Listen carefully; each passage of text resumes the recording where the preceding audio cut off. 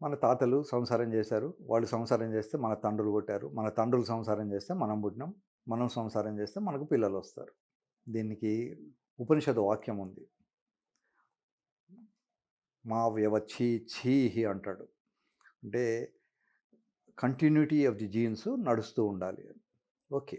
మరి మన తాతలప్పుడు లేని ప్రాబ్లమ్ మనకెందుకొచ్చింది అంటే, మనం పోర్నులు చూసి, అవి చూసో మనకు తక్కువ ఉందని అనుకుంటాం. నిజానికి ఒక్కొక్క ఏరియాలో ఒక్కొక్క సైజు ఉంటుంది. ఇవి కూడా 2 రకాలుంటాయి. కొంతమందికి చూడగానే పెద్దగా అనిపిస్తుంది. ఇక మళ్ళీ వాళ్ళకు పెరుగుదల ఉండదు. కొంతమందికి చూడడానికి చిన్నగా ఉంటుంది. సంసారం చేసేప్పుడు పెరుగుతుంది. సో, ఈ షోవర్సు అనేవాళ్ళు చూడడానికి పెద్దగా ఉంటుంది. కొంతమంది గ్రోవర్స్ ఉంటారు. వాళ్ళకి పెరుగుతూ ఉంటుంది. యావరేజు 20 సెంటీమీటర్స్ ఉంటుంది పెనిస్ లెంత్. దీంట్లో మనకు కనబడేది ముఖ్యంగా తెలుగు రాష్ట్రాలలో వాళ్ళకు 9 సెంటీమీటర్లు బయట ఉంటుంది. ఇంకో 9 సెంటీమీటర్లు లోపల ఉంటుంది. ఎప్పుడైనా ఎవరికన్నా ఎక్కువ ఉంటే దీనికి ఇంకా కొంచెం మేము సర్జరీలు అవి చేసినప్పుడు దీనికి ఎక్స్టెన్సర్స్ పెట్టుకొని పెంచుకుంటాం. బట్ ఇన్ జనరల్ ఇది అరౌండ్ 20 సెంటీమీటర్స్ ఉంటుంది. అందులో మనకు కనిపించేది 50%. దీనికి ప్రాక్సిమల్ పార్ట్, డిస్టల్ పార్ట్ అని ఉంటుంది. ప్రాక్సిమల్ పార్ట్ అంటే శరీరం లోపల ఉండేది. ఈ ఇది లోపల ఉండేది, ఇది బయట ఉండేది. కాకపోతే అసలు ఎంత ఉండాలి అంటే అమ్మాయిలకు వాళ్ళ జననాంగాలు మొదటి 3 సెంటీమీటర్లు మాత్రమే ఎక్కువ సెన్సిటివ్‌గా ఉంది. ఇదేమిటి డాక్టర్ గారు ఈ మొదటి 3 అంటున్నారు అని. అంటే ఎంబ్రియాలజీ అని ఒక సబ్జెక్ట్ ఉంటుంది. ఈ స్పెర్మ్ అనేది ఒక చిన్న చుక్కలాగా ఉంటుంది. కళ్ళకు కూడా కనిపించదు. మైక్రోస్కోప్‌లో ఉంటుంది. అట్లాగే oocyte అని ఒకటి ఉంటుంది. ఇవి 2 కలిసినప్పుడు ఎంబ్రియో తయారవుతుంది. అంటే పాప ఎలా పెరుగుతుంది లోపల అని. ఈ అమ్మాయిలకు పెరిగేటప్పుడు పైనుంచి కొంత భాగం వస్తుంది. కింద నుంచి ఇంకో భాగం వచ్చి కలుస్తూ ఉంటుంది. ఈ బయట నుంచి వచ్చి, కింద నుంచి వచ్చి కలిసేదానికి సోమాటిక్ ఇన్నర్వేషన్ అని ఒక రకమైనటువంటి నర్వ్స్ ఉంటాయి. అదే పైనుంచి వచ్చి కలిసేదానికి ఆటోనామిక్ నర్వస్ సిస్టమ్ అని ఉంటుంది. ఈ సోమాటిక్ సిస్టమ్‌కి మాత్రమే టచ్, పెయిన్ ఇట్లాంటి టెంపరేచర్ ఇవన్నీ కూడా ఉంటాయి. ఆటోనామిక్ కేవలం ప్రెషర్ మాత్రమే ఉంటుంది. మీరు ఇమాజిన్ చేయండి ఎవరికైనా దొడ్డికి రావాల్సి వచ్చినప్పుడు గట్టిగా వస్తే వాడు ఇబ్బంది పడతాడు. మరి నార్మల్ డెలివరీ టైంలో పాప తల 10 సెంటీమీటర్లు ఉంటుంది. ఈ 10 సెంటీమీటర్ల తల ఒక్కొక్కసారి కొన్ని గంటలు, కొన్ని రోజులు కూడా ఒక్కోసారి డెలివరీకి టైం తీసుకునేవాళ్ళు. ఈ కాలంలో అంటే అన్ని సీజేరియన్ ఆపరేషన్స్ ఉన్నాయి గానీ, ఒకప్పుడు అసలు ఆపరేషన్ ఉండేదే కాదు. సో, ఆ తల్లి ఆ పాపను ఆ కింది నుంచే కనాల్సి ఉండేది. మరి అంతసేపు నొప్పులొస్తే పాపం చచ్చిపోతారు ఆ నొప్పికి. మనకు ఆఫ్టర్ ఆల్ దొడ్డికెళ్ళినప్పుడు గట్టిగా వస్తేనే ఓ 2, 3 నిమిషాలలోనే చెమటలొస్తాయి, ఆయాసపడతాం. అందుకని భగవంతుడు తల్లి ఆరోగ్యం బాగుండాలి అని లోపల సెన్సేషన్స్ పెట్టలేదు. కేవలం బయట ఎంజాయ్‌మెంట్ కోసమని 3 సెంటీమీటర్లు మాత్రమే భగవంతుడు దానికి ఇన్నర్వేషన్ ఇచ్చాడు. సో, 3 సెంటీమీటర్ల కన్నా తక్కువ ఉంటే ఏది ఎరెక్టెడ్ పెనిస్. సామాన్యంగా ఇట్లా 4, 5 ఉండి ఇది 2 సెంటీమీటర్లు పెరిగి 7, 8 సెంటీమీటర్లు కావడం, 7 సెంటీమీటర్లు ఉన్నది 9 సెంటీమీటర్లు కావడము వెరీ కామన్ మన తెలుగు రాష్ట్రాలలో.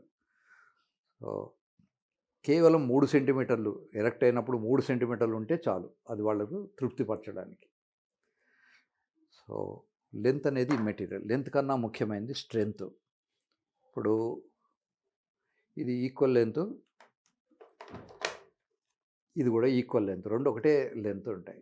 కానీ ఇది అరటిపండులాగా ఉండి జనాంగాల దగ్గరికి వెళ్ళినప్పుడు ఇలా వంగిపోతుంది. లోపలికెళ్ళలేదు. ఇది అరటికాయలాగా ఉండి లోపలికెళ్ళిపోతుంది. సో, అంగము గట్టిదనం ఇంపార్టెంటే గానీ పొడవుదనేది పెద్ద ఇంపార్టెన్స్ లేదు. ఎంత గట్టిగా ఉండాలి అంటే సైంటిస్టులు చాలా టెస్టులు చేసి ఇది 500 గ్రాముల బరువు మోసేంత యాక్సిలరీ రిజిడిటీ ఉంటేనే అది లోపలికెళ్తుంది అనేది చేశారు. ఇప్పుడు ఇది 500 గ్రాములు ఈజీగా మోయగలదు. సో, 500 గ్రాముల బరువును మోసేంత గట్టిదనం ఉన్నప్పుడు మాత్రమే అది లోపలికెళ్తుంది. చాలామంది అనుకుంటారు నేను మాస్టర్బేట్ చేస్తున్నా కదా! నాకు బానే ఉంది అని. మాస్టర్బేషన్ అప్పుడు పార్ట్నర్ ఉండరు గనుక అది 200 గ్రాములు వచ్చిందైనా వాడికి తృప్తిగానే ఉంటుంది. 450 గ్రాములు కూడా తృప్తిగానే ఉంటుంది. కానీ పార్ట్నర్ ఉన్నప్పుడు 500 గ్రాములకు తక్కువ ఉంటే అది లోపలికి ఎంటర్ కాదు గనుక అక్కడ డిస్ప్యూట్ వస్తుంది. సో, లెంత్ కన్నా కావాల్సింది స్ట్రెంత్. ఇకపోతే ఈ మధ్య కాలంలో ఎందుకు మనకి చిన్నగా ఉన్నదనే ఫీలింగ్ వస్తున్నదంటే ఒబెసిటీ చాలా పెరిగిపోయింది. ముఖ్యంగా మగవాళ్ళలో పెద్ద పొట్ట రావడము, ఆ పొట్ట కింద కూడా కొంత కొవ్వు రావడము వల్ల అంగం చుట్టూ కొవ్వు వచ్చేసి అంగం కనబడకుండా లోపలికి వెళ్ళిపోయి బరీ అయిపోతుంది. ఇంత పొడవు ఉండాల్సిన అంగము మనకు కనిపించాల్సింది ఇంతకే కనబడుతుంది. సో చిన్నగా ఉంది అనే ఫీలింగ్ వీడికి వస్తూ ఉంటుంది. సో లైఫ్ స్టైల్ మారిపోయింది. ఒకప్పుడు మిడ్ నైట్ బిర్యానీ తినేవాళ్ళు కాదు. సూర్యుడు వెళ్ళిపోతే భోజనం మానేసేవాళ్ళు. సో అందరూ కూడా సూర్యుడు పోతూ ఉండగానే ఇంట్లో దీపం పెట్టగానే ప్లేట్లో అన్నం వచ్చేది. ఇప్పుడు రాత్రిళ్ళు 11, 12, 1 గంట, 2 గంటలు ఎప్పుడు పడితే అప్పుడు మిడ్ నైట్ బిర్యానీ ఇట్లాంటివి అన్నీ తినడం మొదలైంది. తర్వాత జంక్ ఫుడ్స్ లేవు మనకు. పొద్దున ఇంట్లో తింటే మళ్ళీ సాయంకాలమే తినేవాళ్ళం. ఇప్పుడు ఆ పరిస్థితి మారిపోయింది. ఇప్పుడు రోజుకు 4 సార్లు తింటాం. తిండికి మధ్యలో కూడా స్నాక్స్ తినడము, టీవీ చూస్తూ ఊరికే కూర్చోకుండా చిప్స్ ఏదో ఒకటి తింటుండడం, ఇవన్నీ కూడా పొట్ట రావడానికి కారణాలు అయిపోయినాయి. ఈ పొట్టతోటే పాటు కింద ఉండేటువంటి అంగాన్ని చుట్టూ కూడా కొవ్వు రావడం వల్ల దాని సైజులు అవన్నీ కూడా తేడా వస్తున్నాయి. ఇంకా రెండోది హార్డ్ వర్క్ లేదు. శృంగారం అనేది ఒక రకమైన రన్నింగ్ లాంటిది. ఇంట్లో చిన్నపాటి పని ఉన్నా కూడా మెషిన్ వచ్చి తవ్వాల్సిందే. ఒకప్పుడు పెళ్లి పందిరి ఇంట్లో పెద్దనే తవ్వుకునేవాడు. ధనవంతులు కూడా వాళ్ళే చేసుకునేవాళ్ళు. ఇప్పుడు అలా లేదు. దానికి బయట నుంచి ఒక మెషిన్ వచ్చి ఆ పెళ్లి పందిరి పెళ్లి పందిరికి ఒక జానడే తవ్వుతాం మనం. ఆ జానడు మూరడు తవ్వడానికి కూడా మెషిన్ రావాల్సిందే. పోతే ప్రతి ఇంట్లోనూ చిన్నపాటి వ్యవసాయం ఉండేది. కూరగాయలు వాళ్ళ ఇంట్లోనే వాళ్ళు పండించుకునేవాళ్ళు. ఇప్పుడు అది లేదు. పంట తీయాలనుకుంటే తర్వాత ఇదివరకు ధాన్యం దంచుకునేవాళ్ళు. ఈ మరలు లేవు. అన్నమైన అది వరి అయినా మిరపకాయలైనా ఎవ్రీథింగ్ ఆడవాళ్ళు మగవాళ్ళు కూడా దాన్ని దంచేవాళ్ళు. అది లేదు. తర్వాత ఇదివరకు రుబ్బేవాళ్ళు లేదా నీళ్లు తీసుకొని బావి నుంచి నీళ్లు తోడేవాళ్ళు. అగ్రికల్చరు కూడా ఇప్పుడు ఓన్లీ మోటార్స్. అది కూడా ఇంట్లో కూర్చొని మనం సెల్ ఫోన్లో నొక్కేస్తే అక్కడ మోటార్ ఆన్ అవుతుంది.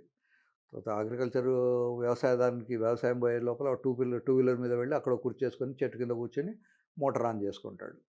సో హార్డ్ వర్క్ అనేది చేసినప్పుడు మాత్రమే బలంగా ఉంటారు. మీరు చూడండి, ఏ షాప్లో వెళ్ళినా కూడా షాప్ కీపరు బలంగా లావుగా ఉంటాడు. వాడికి కస్టమర్స్ లేనప్పుడల్లా కాజు పప్పు తింటుంటాడు లేదా బాదం పప్పు తింటాడు. అదే షాప్లో ఉండే ఒక అమలి సన్నగా ఉంటాడు. వాడు 100 కిలోలు లేవడితే ఈ ఓనరు 10 కిలోలు కూడా లేవటే ఆశపడుతుంటాడు. మరి ఎవరికి బలం ఉన్నది? తిన్నవాడిగా తిన్ననివాడిగా?